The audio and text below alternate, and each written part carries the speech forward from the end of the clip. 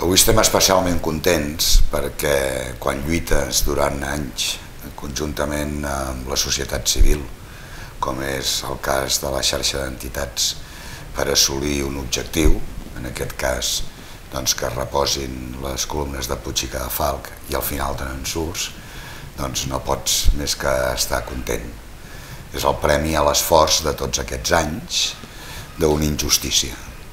Les 4 columnes Puig i Cadafalch no només representen la recuperació monumental on ara hi ha la fira de Montjuïc, sinó que també representa la dignitat, l'ètica de la ciutat. Nosaltres no podem acceptar que allò que s'enderroca per la força en el període de dictadura, clarament dirigit a lesionar els interessos simbòlics però també pràctics de Catalunya, perquè conjuntament amb les columnes Puig i Cadafalch també es va abolir la mancomunitat i també es va prohibir el català, doncs això pugui perdurar en el temps. Hem tardat molt en poder recuperar les 4 columnes Puig i Cadafalch, però al final hem aconseguit tornar-les a posar en un lloc frontal amb una gran visibilitat i per tant construïm una ètica de la ciutat que deixa clar que no s'admeten oposicions, que no s'admeten imposicions per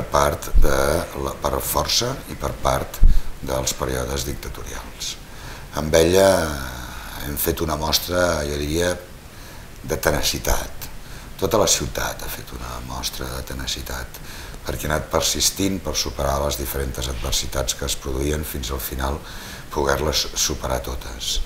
I també hem aconseguit d'aquesta manera reil·lusionar la nostra societat, la catalana, la barcelonina, sapiguer que al costat té alguns polítics que treballaran amb ells fins a assolir els objectius. Així que felicitats a tots els que hem estat lluitant, que hem estat molts durant aquests anys,